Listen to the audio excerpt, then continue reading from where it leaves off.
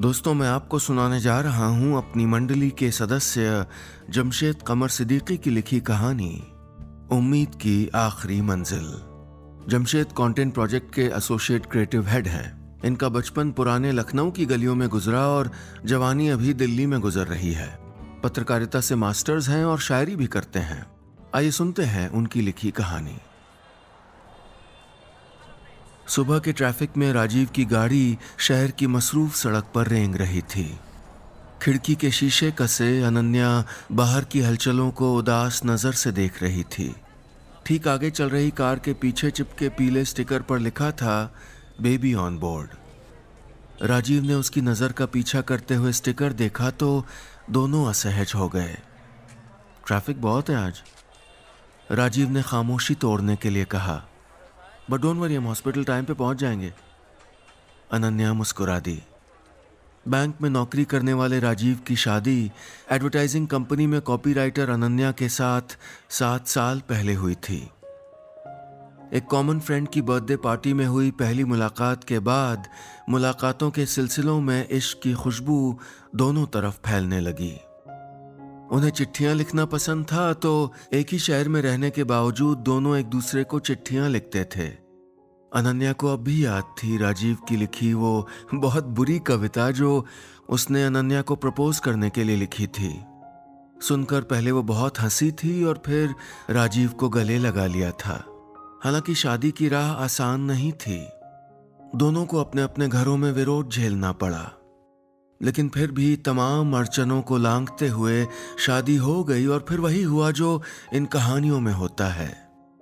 थोड़ी उदासी, थोड़ी नाराजगी और थोड़ी खामोशियों के बाद धीरे धीरे सब मान गए।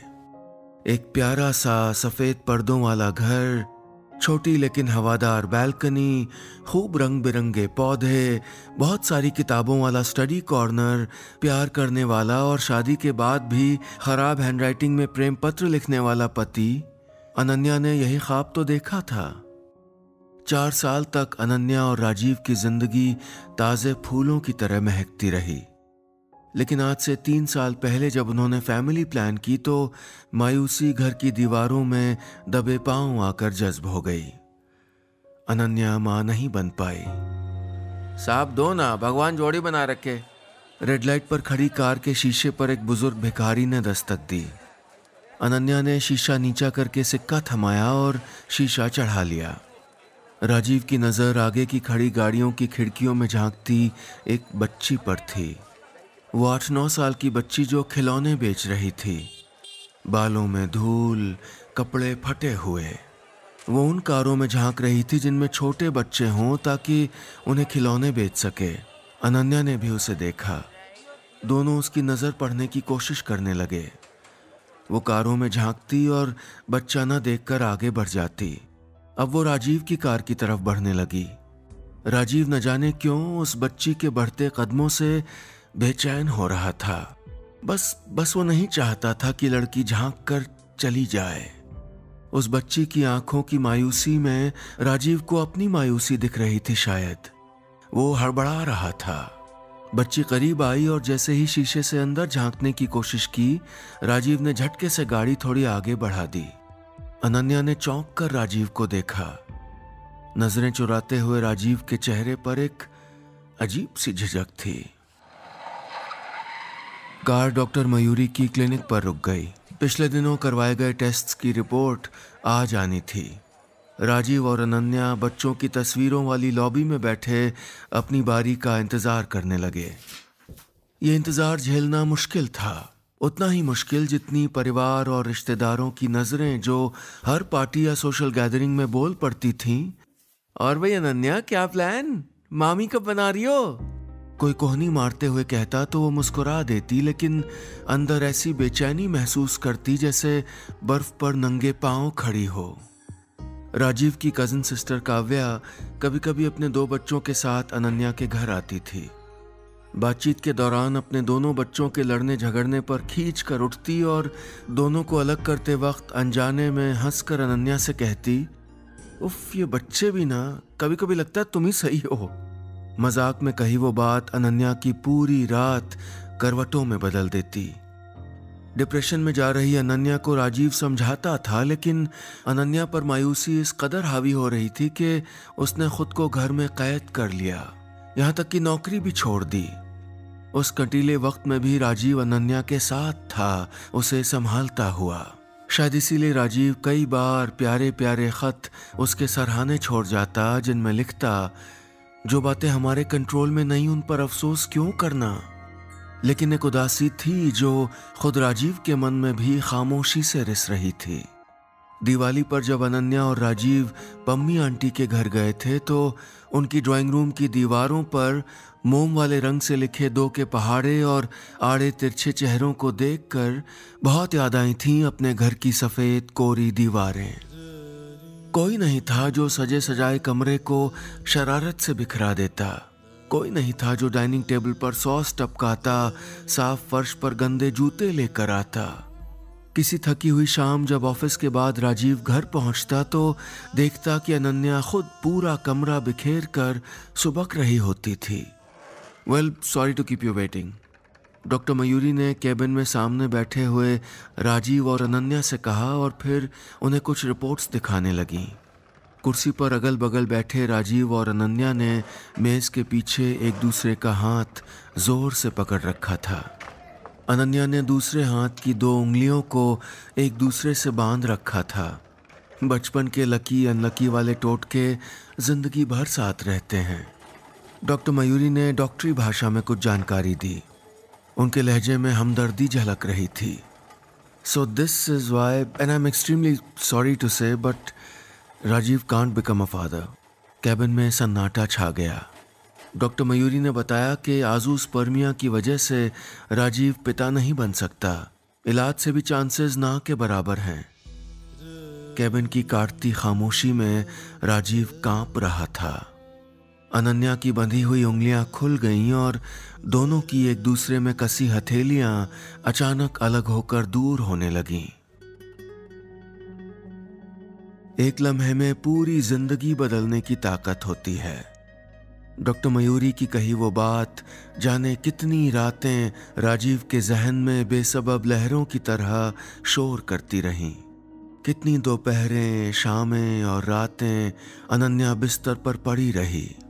तकिया सीने से दबाए वो सफेद दीवारों पर कुछ अदृश्य बचकानी लकीरें ढूंढती।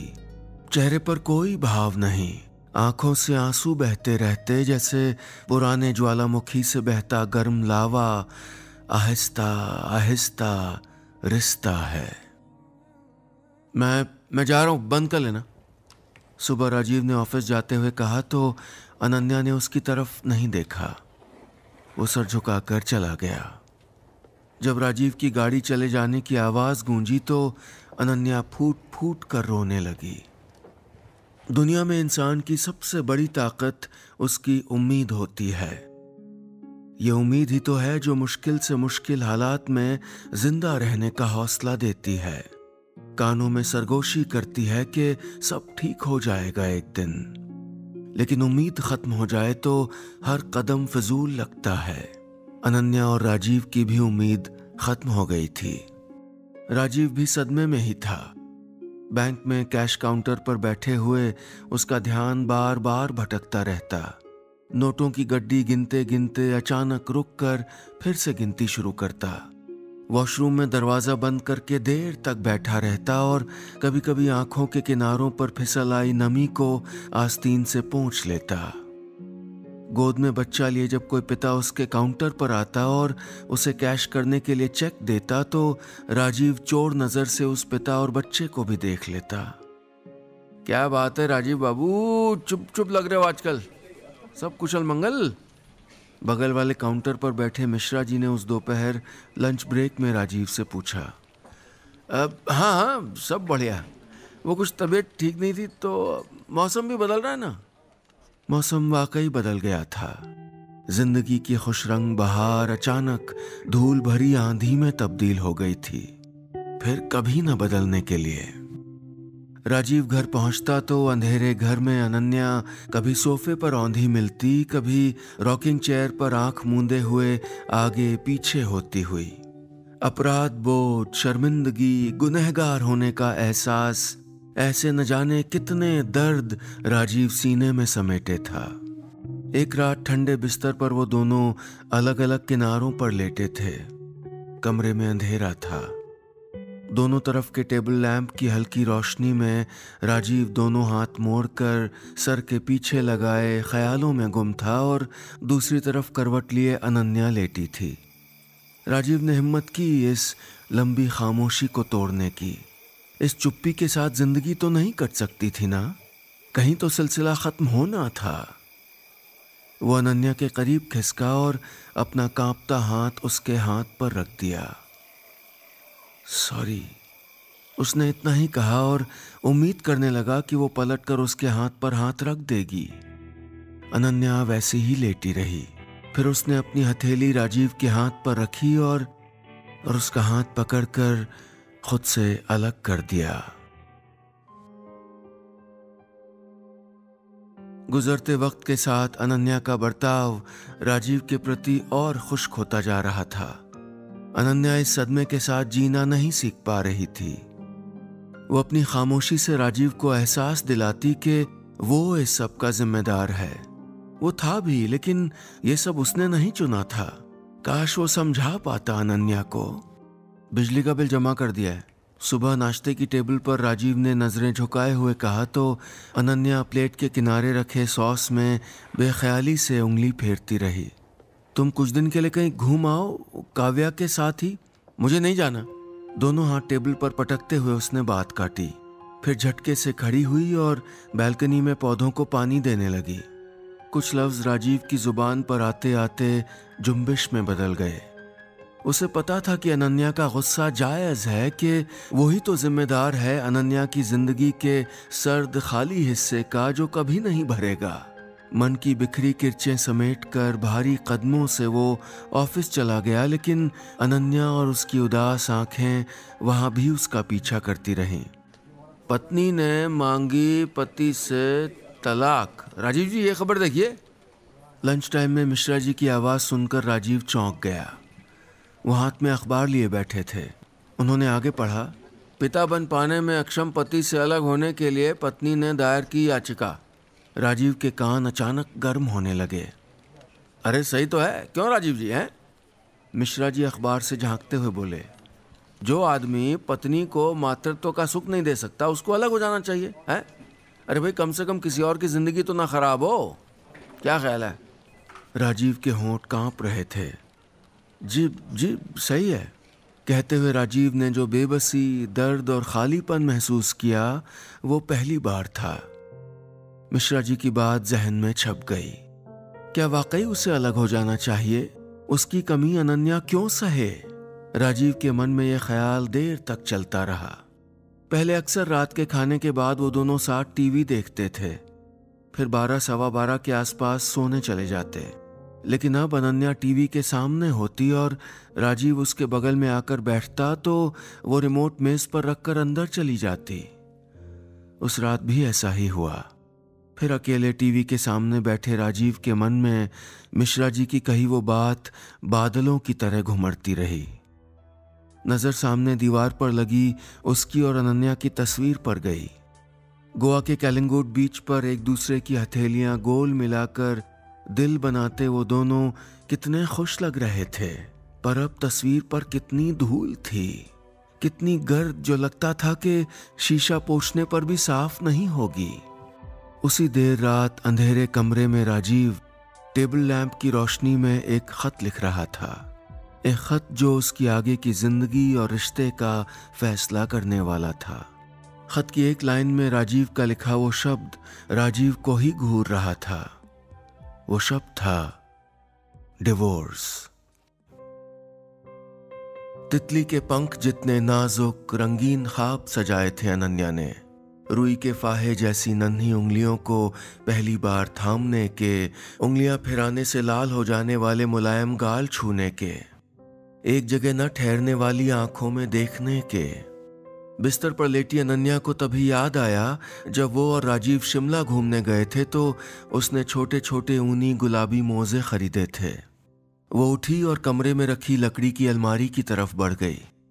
ऊपरी रैक में रखे सामान को फर्श पर जल्दी जल्दी फेंका तो सामने रखे गुलाबी ऊनी मोजे दिखे। उन्हें चेहरे पर लगाते ही उसकी रुलाई सब्र के कच्चे बांध तोड़कर बह निकली। हर सिसकी, हर हिचकी में राजीव के लिए गुस्सा और अपने नसीब पर अफसोस था। कुछ देर बैठे रहने के बाद जब वो फर्श पर फैला सामान अलमारी में रखने लगी तो नज़र कुछ पुराने रंगीन कागज़ों पर पड़ी। ये वो पुराने ख़त थे जो शादी के बाद राजीव ने अनन्या को लिखे थे। उन दिनों जब अनन्या कंसीव न कर पाने के ताज़ा दर्द को झेल रही थी। प्यारी अन्नू, ऑफिस जा रहा हूँ, चाय और फ्रेंच टोस्ट टेबल पे हैं, खा लेना प्लीज़। ये सैड चेहरा हटा दो प्लीज़, इसमें बहुत बुरी लगती हो तुम सच में। यार, जिन फैसलों पे हमारा बस नहीं उनको लेके खुश या दुखी होने का हमको क्या हक है। प्लीज़ मुस्कुरा दो, तुम्हारी कोई गलती नहीं है। डॉक्टर से कंसल्ट करेंगे, सब ठीक हो जाएगा। और अगर नहीं भी होता तो भी क्या, ठीक है, ज़िंदगी का एक ज़रूरी रंग नहीं देख पाएंगे, लेकिन एक दूसरे के साथ हज़ारों खुशी के रंगों में ये बेरंग दुख खो जाएगा। Trust me please. नीला कागज़ हाथ में लिए अनन्या का मन न जाने कितनी अदृश्य बारिशों से भीगा जा रहा था। यह खत तब का था जब उन्हें लगता था कि अनन्या कंसीव करने के लिए मेडिकली अनफिट है। तब तक नहीं पता चला था कि कमी राजीव में है। तब राजीव ने कितना हौसला बढ़ाया था उसका, पहले से ज्यादा फिक्र की थी, बार बार कहा था कि चाहे जो हो वो हमेशा साथ रहेगा। अनन्या की आंखें डबडबाने लगी थीं। वो एक एक करके और खत पढ़ने लगी। हर खत में बेशुमार मोहब्बतें थीं। उसकी फिक्र, उसकी उदासी को हटाकर मुस्कुराने की मासूम ख्वाहिशें थीं।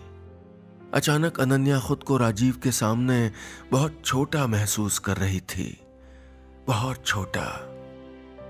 ये हकीकत है कि औलाद होना इंसानी जिंदगी का बहुत अहम हिस्सा है, लेकिन बुरे से बुरे वक्त में हाथ थामे रहने वाली एक अदद गुनगुनी हथेली का मिलना उससे भी ज्यादा जरूरी है।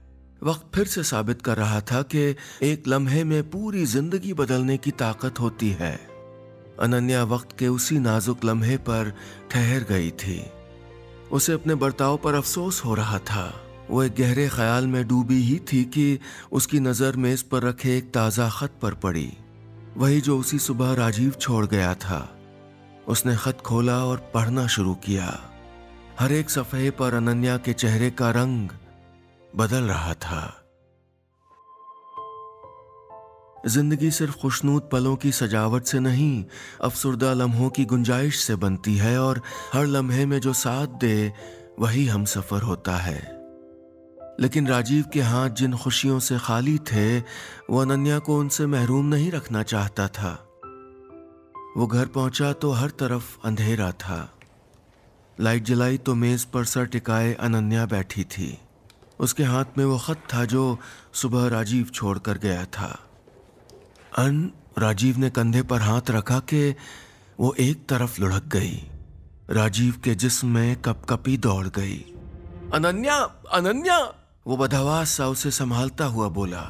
अनन्या बेहोश थी। राजीव सूखे पत्ते सा कांपने लगा। उसने फौरन अनन्या को गोद में उठाकर बिस्तर पर लिटाया, खिड़कियां खोली, चेहरे पर पानी डाला और फौरन डॉक्टर गुलाटी को फोन मिलाने लगा। कुछ देर बाद डॉक्टर गुलाटी अनन्या को इंजेक्शन दे रहे थे। Don't worry, she is all right, doctor बोले। ब्लड प्रेशर बढ़ गया था, अब ठीक है। सफेद बिस्तर पर अनन्या के बगल में बैठा राजीव उसका हाथ कस के थामे रहा। वो बहुत धार्मिक नहीं था, लेकिन उस रोज उसने हर भगवान से मन्नतें की। कुछ घंटों बाद अनन्या की उंगली में हरकत हुई। दोनों की झिलमिलाती नजरें मिलीं। अनन्या की आंखों से आंसू लुढ़क कर तकिया पर गिर रहे थे। कितना नाजुक था वो लम्हा जब अरसे बाद वो एक दूसरे को इस नर्म निगाह से देख रहे थे। I am sorry Rajeev, I am really sorry, Ananya ने कहा तो राजीव ने उसके सर पर हाथ रखकर कांपते होठों से ना में सर हिलाया। बस इतना ही संवाद हुआ उनके बीच। उसके बाद न अनन्या कुछ बोली, न उसने कुछ कहा। बस चार आंखें कतरा कतरा नमक की डली की तरह घुलती रहीं। और घुलती रही उनके बीच की कड़वाहटें, गुस्सा, उदासी और वो दीवार भी जो उनके बीच लगातार ऊंची हो रही थी। भगवान जोड़ी सलामत रखे। कुछ दिन बाद जब वो दोनों काव्या के घर जा रहे थे, रेड लाइट पर एक बूढ़े फकीर ने कार के शीशे पर दस्तक दी। अनन्या ने अपने पर्स से निकालकर कुछ सिक्के उनको दे दिए। तभी राजीव और उसकी नज़र उस खिलौने बेचने वाली बच्ची पर पड़ी। इस बार वो दोनों उसकी नजरें नहीं उसे देख रहे थे, बल्कि वहां उसकी तरह न जाने कितने बच्चे थे जो रेड लाइट पर जिंदगी की न्यूनतम शर्तों को पूरा करने के संघर्ष में बचपन खर्च कर रहे थे। जिंदगी कितनी बेरहम और वक्त कितना जालिम था उनके लिए। अनाथ, बेसहारा और बेहिसाब उदासी से भरी वो आंखें सिक्कों की हर खनक पर चमक उठती थीं। ज्यादा वक्त नहीं बीता। एक शाम सूरज बालकनी से अंदर झांक रहा था और सामने वाले पार्क में खेलते बच्चों का शोर था। राजीव और अनन्या लैपटॉप के सामने बैठे चाइल्ड अडॉप्शन की सरकारी वेबसाइट kara.in पर रजिस्ट्रेशन कर रहे थे। उनके चेहरे पर मुस्कुराहट और आंखों में सुकून था। उम्मीद की आखिरी मंजिल अभी बाकी थी। बस इतनी सी थी ये कहानी।